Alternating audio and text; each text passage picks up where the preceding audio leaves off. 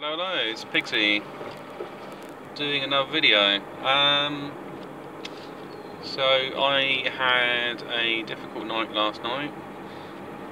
I didn't really sleep well. It was okay, but I didn't sleep that well, and there's a few reasons, possibly. So I've come off the fast. I decided after about 3.5 days you might as well eat something. But what I've gone down to is eating 1 meal a day at the moment,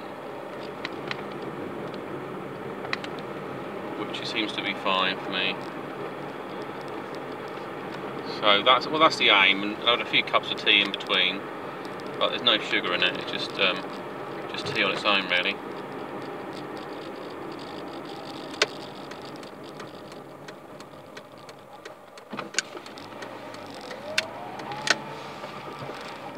So that hasn't been too bad, and just see how it goes. And the aim is to basically slim down a bit.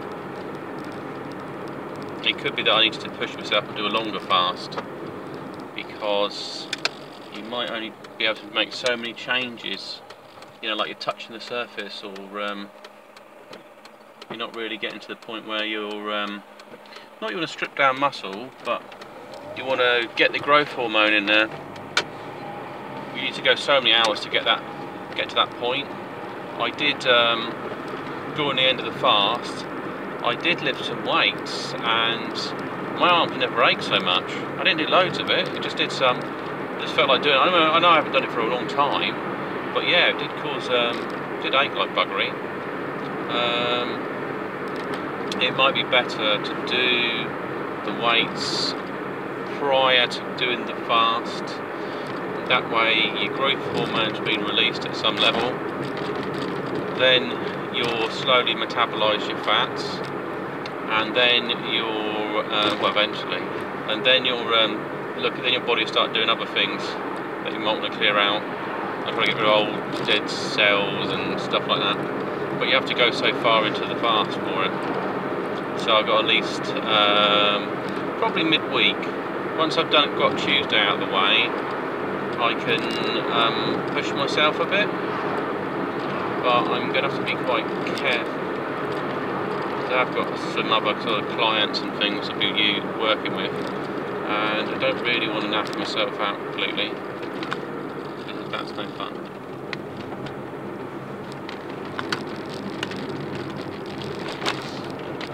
Otherwise I'll be confused, I might make mistakes like not filling log books and stuff correctly, and do stuff like that. I kind of noticed now I've got myself more confident and more focused. I've been doing a lot of stuff to do with looking at some of these kind of coaching things that are online, videos and stuff, and I think it's improved my thinking around myself and boundaries. I think my issue is I didn't really set any boundaries, and you can kind of walk straight into things. You mean well, but you just don't read it so well, and then you take a Disney approach to some relationships, or where you engage people, or even if you've been online too much, sending emails to women there. When you send an email to somebody in the real life, with the same kind of mentality, I guess, is what you do if you're trying to send things online, because it's most likely that it's guys writing to online, and that's the sad reality of it all. And if a bloke's writing to you online, pretends to be a woman, he's going to confuse the shit out of you, basically. You're going to start writing and thinking like him. It's going to kind of validate you being a man, or not approach to communication. It's not that you want to have any kind of deception, just how you think when you're less articulate may not be sort of the wisest way of doing it. And to be honest, I think, that men may make moves, they basically are ticking the boxes, so often it's women that are choosing the partners.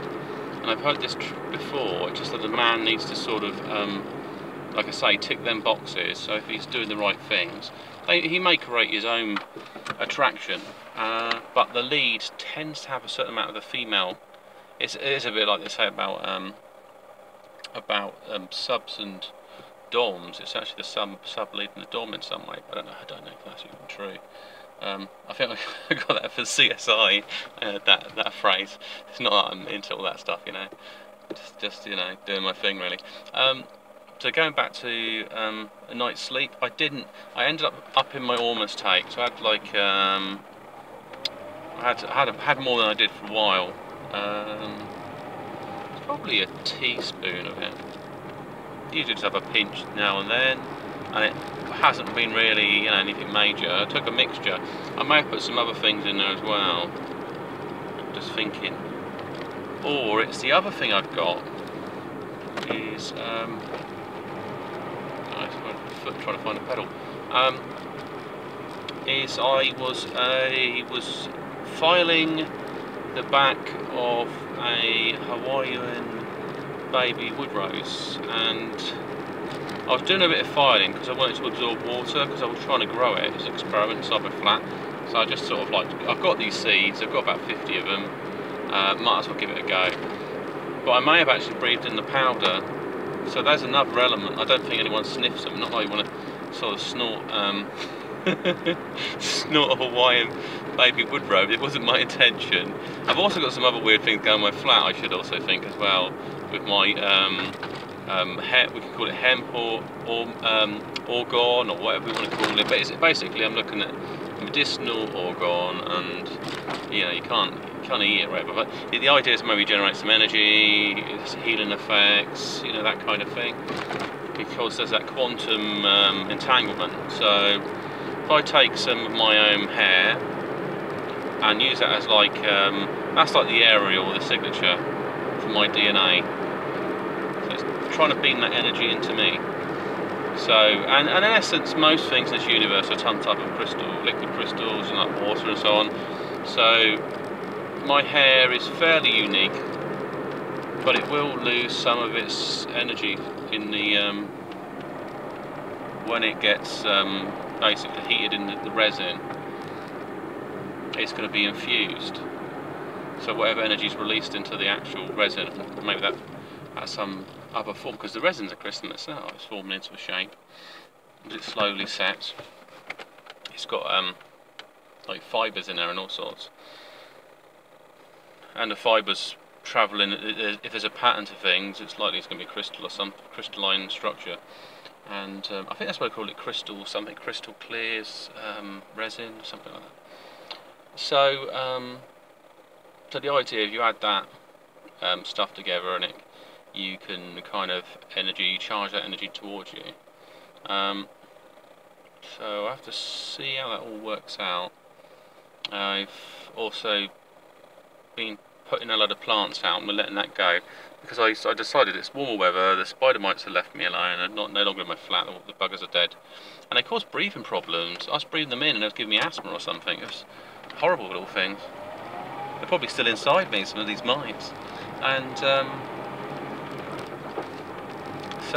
yeah, so why not try to grow things. Some things are really hard to grow, like California poppies, a little bit hit and miss. I've added some they're in some wet soil. They're seedlings, so I'm just going to leave them in the moist soil to get on with it. I'm not sure if there's anything I can do. You know, if they don't want to live, I can't stop that. It may be the soil type. They don't like the soil, so I might have to look a bit more into the type of soil you put them into, because that's a big factor. It's the same with when I'm trying to grow these blooming African dream roots. I keep trying them, and they don't seem to go that well. They say they're really easy to grow, but I'm not having any much results. So it could be the soil type. I'm going to have to look at the soil type, environment, temperature, you know, everything. Maybe I've got to grow them a little seed tray first, get them established as a plant and transfer them across. Otherwise, it's a shame because it's a waste of money. Some things grow really well, like the Datoras that pop up and they go for it.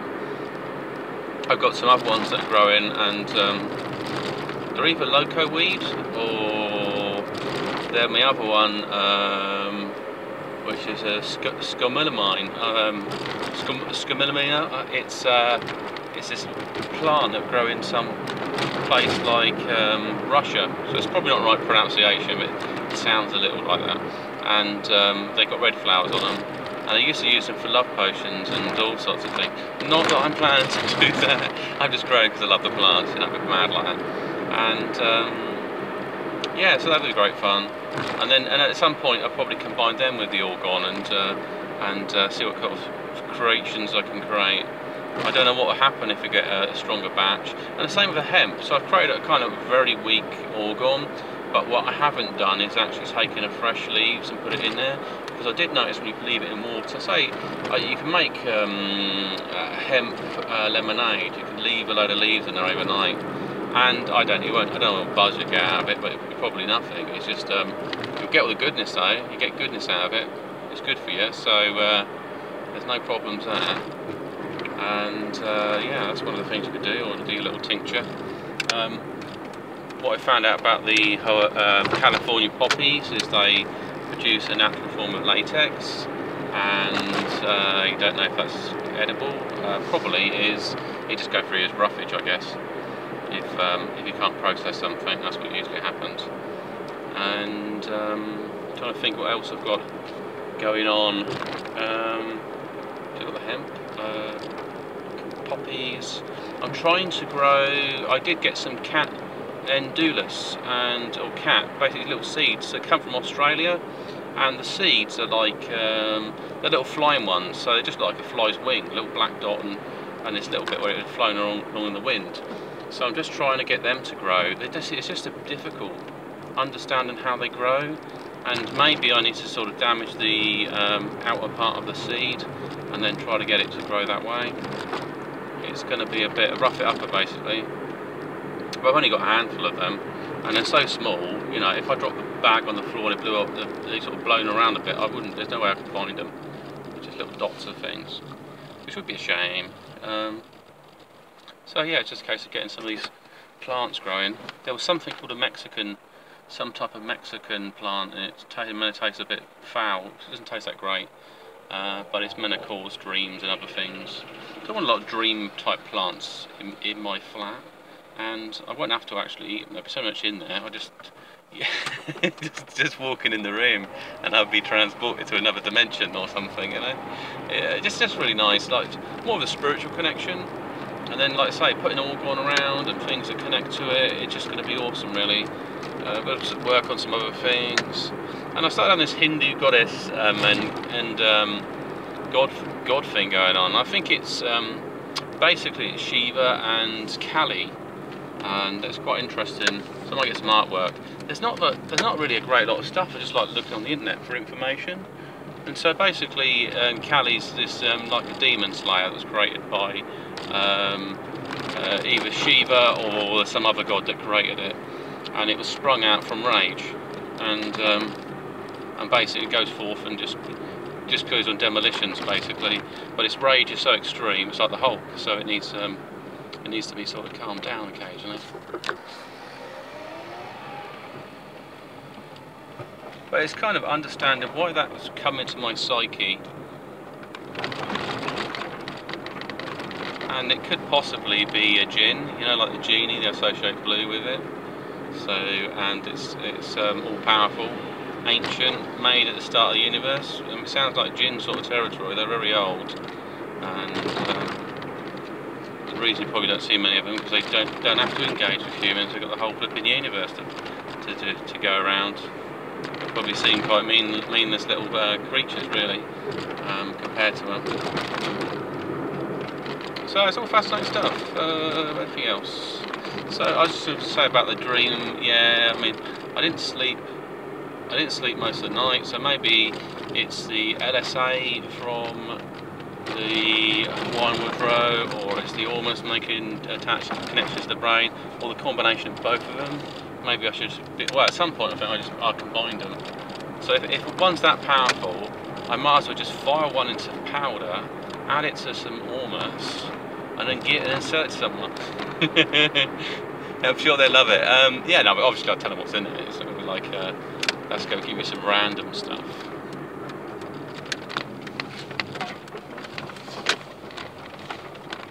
Always flying to these places, and So yeah, so that'd be an interesting little mixture. But what happened was, so I had strange dreams. It was like dreams I could control. I was thinking of different things. I like went into a bloody painting, like a cartoon thing. It was sort of a bit weird. And other stuff, it was just very all over the place. And I just feel like I wasn't asleep. I just kept on waking up and then drifting back into a deeper sleep and then back out again. So, could be the other side. I was just wondering, connecting different parts of my brain, and the activity was a bit random. But then Ormus can do things like that. And having a lot of magnesium in there might just do that. It's because I remember bits and bobs of it. And being able to direct your dream slightly, it was a bit chaotic. So I could think about it, but then I wasn't fully sleeping, so it's pretty odd there. Anyway, this is a big sign off, and speak to you soon.